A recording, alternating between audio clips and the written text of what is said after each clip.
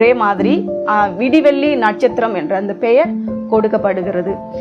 இவர் என்ன நினைக்கிறாரு, நான் தேவனோட இருந்து தேவனுக்கு ஈக்குவலா எல்லாவற்றிலும் நான் வளர்ந்து வந்து விட்டேன், எனக்கு எல்லாமே தெரிந்து விட்டது, அதனால முக்கியமான சில பொறுப்புகளை என் கையில கொடுப்பார் என்று காத்து கொண்டு இருந்தான் சாத்தானான்வன்.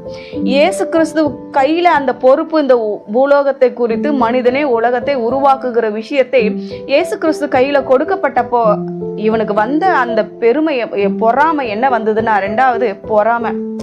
என்ன உயர்த்தி வைப்பாருன்னு நினைச்சேன், என்ன அவருக்கு அடுத்ததா வைப்பாருன்னு நினைச்சேன், என்ன நிறைய விஷயத்துல என்ன இதுவா காட்டுவாருன்னு நான் நினைச்சேன். ஆனா இயேசு கிறிஸ்துவுக்கு அந்த ஒரு இது கொடுத்து விட்டாரு, என்ன இது பண்ணி விட்டாருன்னு சொல்லிட்டு கோபம் கொண்டு தூதர்களை கூட்டி கொண்டுதான், இல்ல இனிமே நான் தாமதித்தா இது வேலைக்கு ஆகாது, நானே நேரடியா களத்துல இறங்குறேன்னு தான் கர்த்தர் தள்ளி விட்டாரு.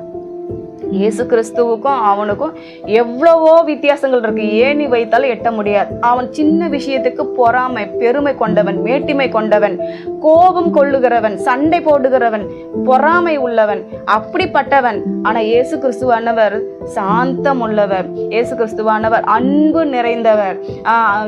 அதாவது வேதமே சொல்லுகிறது, அன்புள்ளவன் தேவனால் பிறந்திருக்கிறான் என்று. அப்போ அன்பே வடிவு இயேசு கிறிஸ்து. அப்ப கோபம் கொள்ளுகிறவன் எங்க? இயேசு கிறிஸ்து எங்க? தேவ பிள்ளைகளே, இன்றைக்கு பாவம் உருவாகிற எங்க நுழைய முடியாதோ.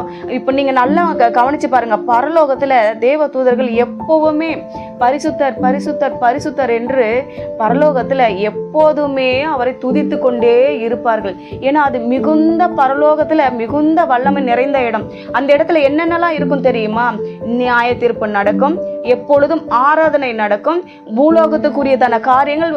ஒருத்தர் மறிக்கிறாங்கன்னா அவங்க பேரை ஜீவ புஸ்தகத்துல இது பண்றது, ஒருத்தர் இறக்குறாங்கன்னா அவங்க பேரை ஜீவ புஸ்தகத்துல இருந்து இது பண்றது,